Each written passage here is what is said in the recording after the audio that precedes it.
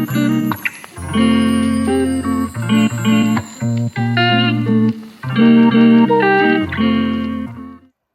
everyone and welcome to Linger Longer with Books. My name's Catherine and in this week's video I'm going to be chatting about my 2025 TBR and tidying up my book trolley here. Let's go take a look. Okay, so as I said, we're going to have a look through my 2025 TBR. I've got a lovely cup of coffee here to help me along the way. I'm just going to have a first sip. But probably like a lot of you, you've been deciding your TBRs for the year ahead.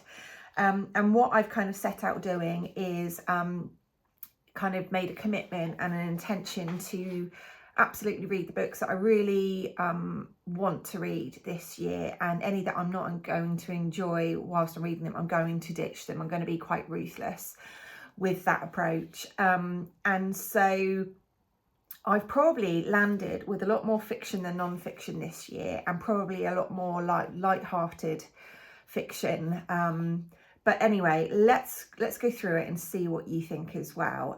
I have kind of made these cards and printed them out just to list the titles on them, and then I can tick them off as I go. So what I say about my 2025 TBR is that it is kind of a guiding star, like a North Star, books that I absolutely have full intention of getting to and reading and enjoying, hopefully, this year. First up, and I'm going to try and pick them off my book trolley here as we go, if I do have physical copies of them, is Gwen and Art Are Not in Love by Lex Croucher.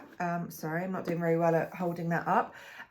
This essentially, I won't spend too long on each of the books, but it is kind of, it looks like a fun reworking of the setting of Camelot back in King Arthur's days, and it's between Gwen and Art, so that should be quite fun.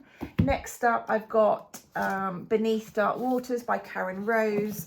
This is the second in the New Orleans series. Really enjoyed the first one. I think it was called Quarter to Midnight. I'm just checking my bookcase behind me. This is book 2. Really looking forward to sort of getting involved in that world once again. I do actually have the third one here ready if I'm taken by that one, so I've popped that one here as well. And there is a fourth one in the series, I think due out this year if I'm not wrong. So there's that one. Oh, sorry, I have actually put on my list here the third one to read straight after, so there's a commitment to read both of those. They're both quite chunky. Next up is a pre-order that is coming hopefully in the coming week, which is Witchcraft for Wayward Girls by Grady Hendrix. This is going to be quite a dark, sinister, what you would expect from Grady, so looking forward to that one. Then next, keeping with Grady, on this shelf here I have the Southern Book Club's Guide to Slaying Vampires. I bought this in Boston when I was there at the end of last year. So yeah, I'm going to dive into 2 of Grady's books. Obviously both very different plots. I'm keen to see what they're like. So there's that one. Then I have absolutely committed to reading the new Steve Kavanagh. I think this is out in maybe July or August here in the UK. As yet, I don't think it's got a title. I have been looking online in my stalkerish, bookish ways, but haven't found it yet. But absolutely, that is an absolute auto read for me. And Steve's books are absolutely some of the best out there, I think, in terms of plot, cat and mouse, sort of twisting and turning in different ways that you don't expect. Absolutely gripping. He's one of the best out there, as I said. Next is a historical novel. If I can get it from the bottom shelf, it is The Long Drop by Denise Miner. This is about, I think it's about a true crime situation in 1950s Glasgow. Yeah, it's based on true events. Really keen to read another of Denise's books. So there we go, there's that one. Next up is The Good Liars by Anita Frank. I got this copy at one of the Capital Crime festivals. And this is, again, historical, follows the summer of 1914, a boy vanishes, never to be seen again. Then it goes to 1920, First World War backdrop. So that sounds a bit like a family saga, very interesting. And I have to say, these are in no particular order on these sheets, just the order that I sort of typed them in. So next we have Swift and Saddled by Lila Sage. Again, this is what I was saying at the beginning about being quite a light-hearted romance read. Looks like obviously cowboys are featuring. This is the second in the Rebel Blue Ranch series. Really enjoyed the first one. So it's following different characters within that main kind of friendship group and family group. So yeah, this one follows Ada and Weston. So there we go. Next we have, here it is. We have The Idea of You. This was obviously made into a huge blockbuster film with Anne Hathaway. I have tried to think in my mind, I want to read the book before I see the film. So this is The Idea of You by Robin Lee. It centres around a 39-year-old woman, mother, dedicated colleague, considerate ex-wife, but I think she falls for a younger man. So it's all of those things wrapped up in that one. Okay, another one that is on pre-order that should be coming this week is Death in the Arctic by Tom Hindle. Really enjoy Tom's novels. They're all set in very distinct settings. So his last one I enjoyed was Murder on Lake Garda. He is completely original with his writing, really quirky, really interesting. It keeps you sort of engaged all the way through. So this one would love to see how death, murder, mayhem plays out in the Arctic. Again, the next one on my list I don't have a copy of, but it is one of my most anticipated reads of 2025, and it's non-fiction, and it's Story of a Murder by Hallie Rubenhold. I absolutely was kind of blown away by the five. It was such a refreshing take and look at the lives of the five women of Jack the Ripper, and this new investigation and kind of account by Hallie is all around the murderer of Crippen in the early 20th century England. So yeah, I have high hopes for that one, so I'll let you know about that one. Then I'm staying with kind of historical fiction, and if I can find it, let me scoot this back and go to the bottom shelf here, is What the River Knows by Isabel Ibanez. I hope I've said that right. This has been hailed as a mix between Death on the Nile and The Mummy, I believe. So say no more in terms of my eyes. It's set in Egypt, there's ancient magic, and it's labelled as a lush historical fantasy filled with adventure, a rivals to lovers romance and a dangerous race against time. Love that one. I meant to get to it last year, I didn't, so I really, really want to get to it this year. Okay, next is a Sarah J Maas. It is here. Look how untidy that back bit of my shelf is. Don't look at that, everyone. Look at the prettiness of the next shelves down. The next is book 3 in this Sarah J Maas series. I have sort of said to myself, I want to read one book every summer of these. So I am on book 3, which is A Court of Wings and Ruin. This is quite a chunky one. Look at it. They do vary in size, but mainly they are quite long. These for me are sort of summer reads, can kind of just get lost in the fantasy and the romance and the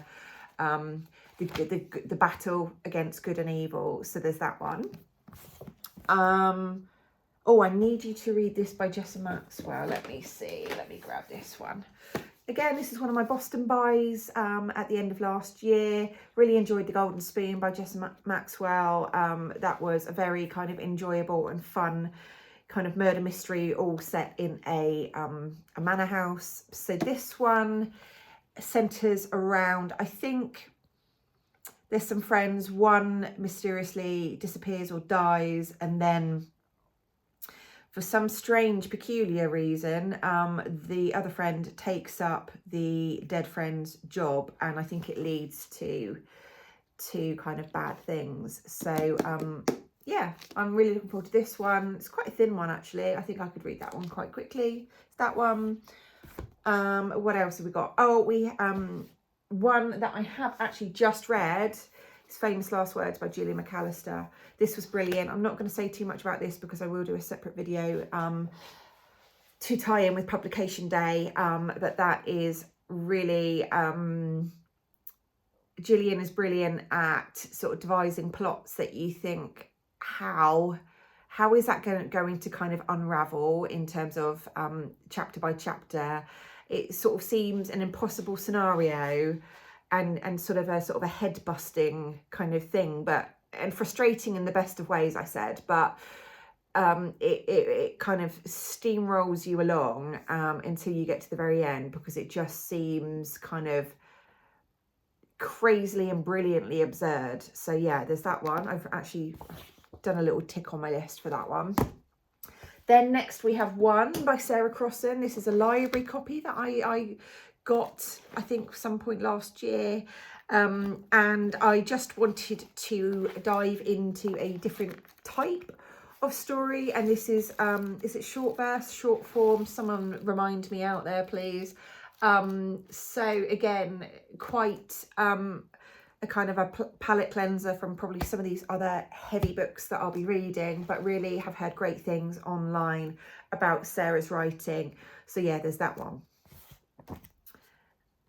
Let me have a sip of my coffee and I'll come straight back. So what I'm going to do just for a second is put some of these back on here, because then it'll make way for me to get other books out and put them in front of me as I talk about them. Okay, so let's go with that. Next up on my list is, where is it? Let's have a look. Here it is. It is The Midnight News by Jo Baker. I read, what was the one that Jo wrote? Let me see. It's gone completely out of my head. Read it for book club. Longbourn, that was it. This is a completely different place and time to Longbourn, saying that. This is London 1940. It follows a lady called Charlotte. She's got a steady job at the Ministry of Information, a friend to share gin and secrets with, but it goes into the chaos of the Blitz. Her grip on reality starts slipping, so that sounds really good. I got this, I'm sure I got this as a bargain somewhere, but I can't quite remember right now. But anyway, there's that one. Next up is from the bottom shelf, just the way that I've just put them on my trolley. Victory in the Kitchen by Annie Gray, The Life of Churchill's Cook.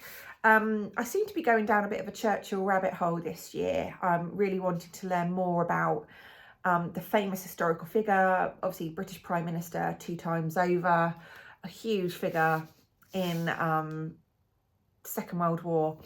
But this is, I love that feeling of kind of upstairs, downstairs.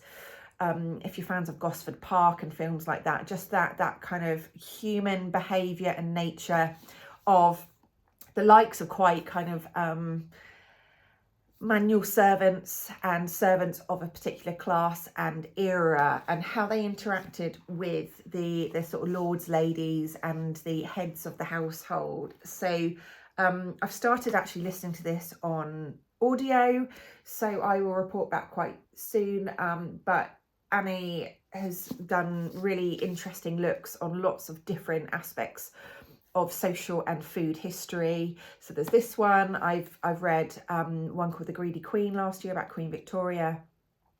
She's done a brilliant one about At Christmas We Feast, all about the tradition of festive eating and hosting alike. So yeah, really interested to see how this one finishes. But there you go, there's that one. What have we got next? Okay, where is it? Act of Oblivion by Robert Harris. I saw Robert speak at one of the last Capital Crime festivals when it was outside, before it, I think it was 3 years ago, my first Capital Crime. When Robert spoke about it, it just sounded fascinating. It is set in 1660, and it's Colonel Edward Whalley and his son-in-law, Colonel William Gough, cross the Atlantic, having been found guilty of high treason for the murder of Charles I. Now, again, that's all I need to know. It sounds like it's going to be a roller coaster, gripping, really well written, crafted, a sort of a really unique historical kind of race against time, good and evil, cat and mouse. So there we go. Next, I have a couple of proofs that I absolutely want to get to. What have I got here? I've got the Inheritance by Tricia Sacklecher. I'm really sorry if I mispronounce this. I got this copy at the last Capital Crime I was at, and it says a remote Scottish island, a family reunion, a long-awaited inheritance, and one dead body. And this is out. This is out in Feb this year, so I really want to get to that. Look at the red, I love it. And yeah, that cover looks really enticing too. Another of the proofs I want to get to is This Is Not a Game by Kelly Mullen. It's in this beautiful sort of sleeve. This is out, it's published by Century, it's out in April 2025. I was lucky enough to get my hands on a copy of this again at the last Capital Crime. I had a really lovely chat with Kelly, and she was kind enough to sign this proof. So it says, one body, two unlikely sleuths, the time for playing nicely is over. So that sounds like it's going to be a really fun and engrossing read. I now can't get it back in the sleeve, or can I? Yes, I can. It's very well fitting. So there you go, there's that one. What else? We're jumping around genres and types here. But next up is Paris, A Short History by Jeremy Black. Like you all know on here by now, I really do like mixing fiction read. We're followed up by a non-fiction read usually. And I am a massive kind of fan of history, all sorts of history, as you could probably tell by some of these books I've already shared, both in terms of fictional accounts and non-fiction. This is Jeremy. He's published quite a few, I think, different locations, but it says Paris has long been celebrated as a place of style, wit and sensuality. It is, among other things, a showcase for art and culture, politics and power. The story of Paris is the history of a city, a culture, a society and a state. This concise yet broad-ranging history, drawing on an array of sources from tourists to statesmen, actresses to artists, pulls together the many threads that have created Paris today. So yeah, I've been lucky enough to go to Paris a few times now in my life, and I think it's a fascinating city. It's really vibrant. It's got shed loads of history behind it. So I'm really looking forward to reading this. I might read it when I go to France, because that is a quirk of mine as well, reading books while I'm away, which is set in that place where I am. So that was a really inarticulate way of saying that. But anyway, you know what I mean. So there's that one. Okay, next I'm going to take these two almost together, but they are connected. I was really sad not to get to Best Hex Ever by Nadia El-Fassi and Rewitched by Lucy Jane Wood last autumn, Halloweeny time. I was really sad. I went to a brilliant Waterstones talk with Lucy and Nadia. Really lovely debut authors, and I was just really sad not to get to these two in October, November time, but just time and other reading commitments kind of just got away from me doing that. So these two are absolutely going to be two autumn reads for me. So they are going to sort of stay together as a nice pair on my book trolley here. I'm going to pop those back if I can, just to keep those neat.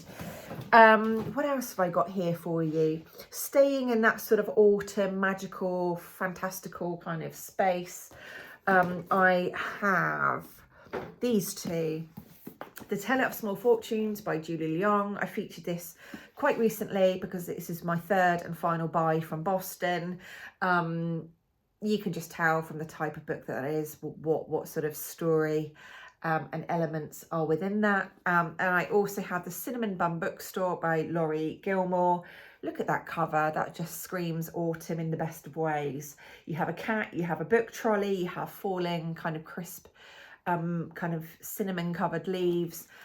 This is the second in Laurie's series of this, I believe, and she's really publishing them. I think there's up to 5 now, so I need to get a wiggle on. I want to read want to read all of them, but this is my next one. So there's that one. What else do I have for you on my list? We're making good progress. I have down here, we're jumping around centuries, genres. Next up, look how beautiful that is. Let me shimmer that for a second. Tutankhamun by Professor Joyce Tildesley. It says, Pharaoh, icon, enigma, lost for 3,000 years, misunderstood for a century. So I have travelled to Egypt. I am fascinated by ancient Egypt. I will always gravitate, if I'm in a museum, to the ancient Egypt section. And I scooped this book up on one of my trips to 66 Books Warehouse. And this, hopefully, although obviously written by an academic, hopefully will be quite digestible to read. I appreciate all the different kind of chapters that Joyce has divided this into. I think it's just a really kind of clean and fresh look at the life that he led. So it sounds like it looks at his early life. He was incredibly young pharaoh and ruler. And yeah, absolutely looks at his sister wife. And I cannot say that, Ankhesenaten. So it looks at really interesting aspects of his life and those around him. But yeah, I'm really looking forward to getting to this one. It's got some well, not lovely, but it's got some coloured photos within. So there's that one. What have I got next? Let's bounce around some completely different. I've got No Shame by Tom Allen. I have seen Tom on the TV. I really do think that he is very fun to watch and just very intriguing. So this is one of his kind of, I guess, memoirs, would you call it, autobiographies that he's written. It says, No Shame is a very funny, candid and emotional ride of a memoir by one of our most beloved comedians. The working class son of a coach driver and the youngest member of the Noel Coward Society, Tom Allen grew up in 90s suburbia as the eternal outsider. So yeah, quite a short read. I got this from a secondhand book sale, Hailing Island, that I go to quite regularly. So yeah, just thought that would be a really nice one to read. Next, we have My Husband's Killer by Laura Marshall. For some reason, I think I had 2 copies of this, so I probably will give one to a friend or family member. And this is, I think it's perfect for a summer read. It says, we arrive at a villa on the Amalfi Coast, ready to enjoy a sun-soaked weekend with our oldest friends and one new face. By the end of the weekend, my husband is dead. So I will be getting to this in the summertime. Yeah, I've determined to get to this one this year, so that's why it's on this list. What else have I got for you? Oh, let's go. Can I see it? Can I see it? Yes. I have Everybody Died, So I Got a Dog, Emily Dean. This is going to be kind of incredibly a tough read in many regards. I think Emily lost, let me see if it actually summarises it. It follows Emily and her sister Rachel's diagnosed with cancer. And it says in just 3 devastating years, Emily would lose not only her sister, but both their parents as well. So it's kind of obviously her experience of losing her really close loved ones, as well as kind of life after the death of those three people. So I think I just need to be in the right kind of mental place and kind of be ready to read this one. But I really do want to get to it. I got this copy from a charity shop, so there's that one. Obviously that's not a cheery read. What else? I have, again, one that I didn't get to last year, but I'm determined to get to this year. This is The Shooting Party by Isabel Colgate. It was written 1980, but set in autumn 1913, so before the First World War. It's autumn, and it's about an array of guests gathered at Sir Randolph Nettleby's Oxfordshire estate for a shooting party. Now that instantly gives me, like I mentioned just before, Gosford Park vibes. What's going to happen? Snootiness. I'm thinking some fox furs, some tweeds, cocktail evenings in the billiard room, etc. So this is a short one. The print is quite small, and on initial glance, not appreciating blocks and blocks of paragraphs don't seem to be featuring massively well, but we shall see that. Yeah, really, and it has an introduction by Julian Fellows, who I think wrote and produced Gosford Park. So looking forward to this one. This one to me is autumn wintry read, but let me know if you feel differently to that. Next, one of the last few, we're on to the last few now, is Born a Crime by Trevor Noah. Trevor Noah is an incredibly well-loved figure around the world. He is South African, and this is his stories from childhood. You can see that I got this from a charity shop for £1.50. It's in brilliant condition. And again, this has been on my TBR for a few years now, and I'm determined to get to it. Let me know if you've read this, if this is one that you want to get to as well. But I think that's going to be quite gritty and quite difficult to read, given the history of South Africa. But yeah, let's see how that is. What else have I got here? I'm on to my last sheet now. Okay, a couple that I have got fairly recently, and again we're jumping around genres. It is, here it is, Heads Will Roll by Josh Winning. This is in the horror kind of genre, and it says Willow is in need of escape. A former sitcom star, she's been publicly shamed on the internet after posting something she really shouldn't have.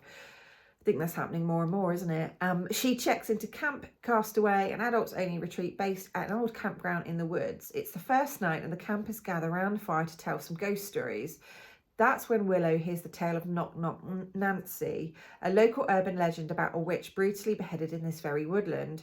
They say her restless spirit knocks on doors late at night. If you answer, she'll take your head.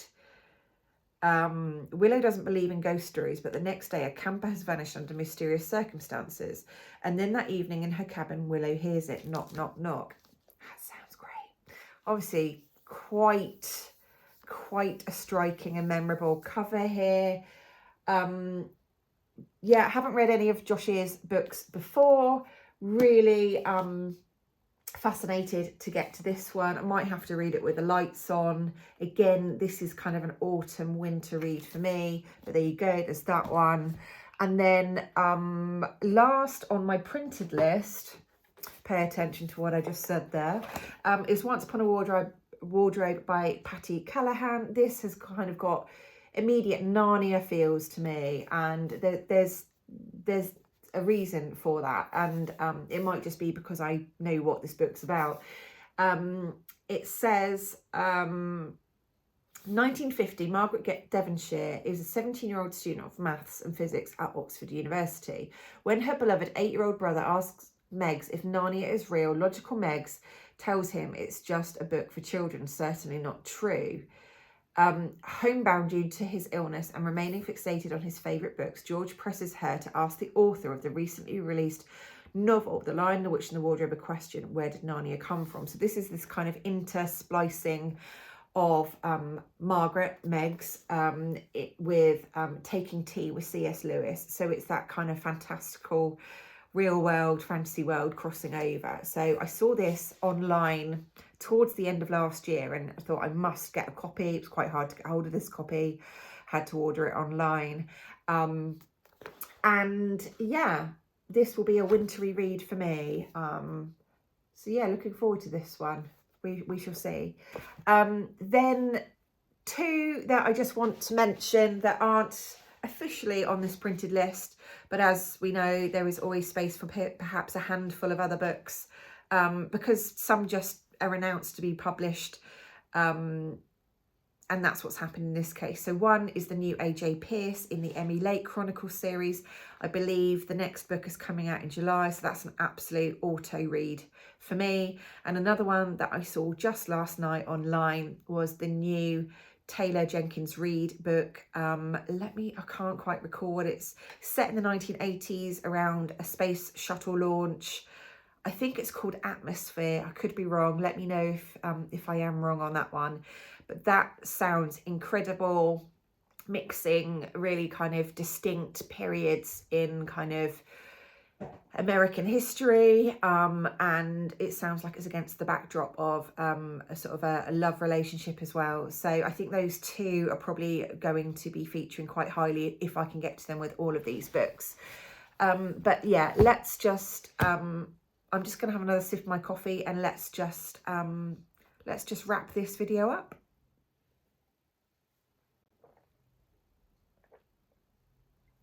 Apologies if you can hear Shelby meowing in the background. I'm not sure what he wants. He's got his food, but who knows? He's just talking, which is nice.